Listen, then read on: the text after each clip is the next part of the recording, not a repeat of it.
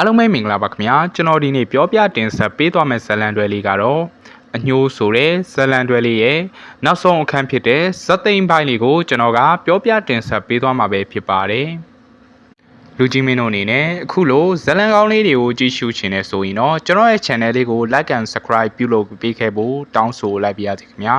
အားလုံးပဲစင်သင်ဖြစ်ပြီဆိုရင်ဇာတ်လမ်းလေးကိုစတင်လိုက်ကြရအောင်ဗျာ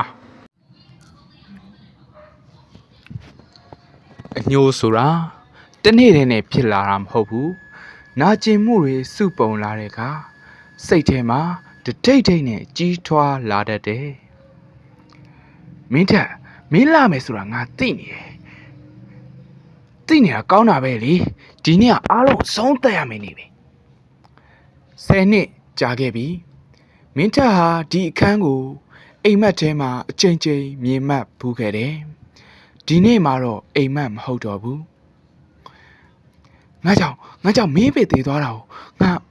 မေးနိုင်တဲ့နေမရှိခဲ့ပါဘူးငါလည်းနေ့တိုင်းအပြစ်ဒဏ်ခံစားနေရတာပါကွာ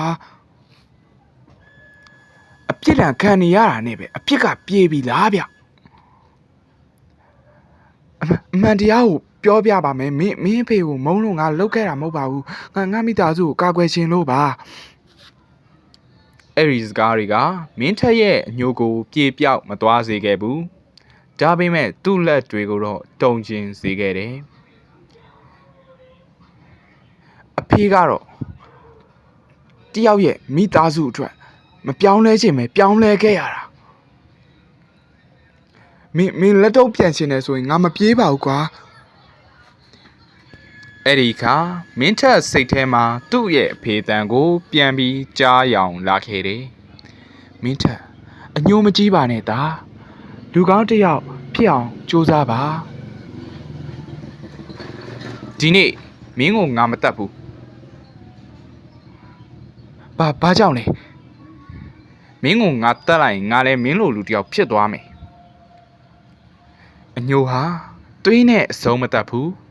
ဆုံးဖြတ်ချက်တစ်ခုနဲ့ပဲအဆုံးတန်နိုင်တယ်ဒါပေမဲ့မင်းလုပ်ခဲ့တဲ့အပြစ်တွေကိုတော့အမှန်တရားနဲ့ရင်ဆိုင်ရမယ်အဲ့ဒီညမှာမင်းထက်လှုပ်ပေးလိုက်တာကလူတစ်ယောက်မဟုတ်ဘူးအညိုးကိုပဲ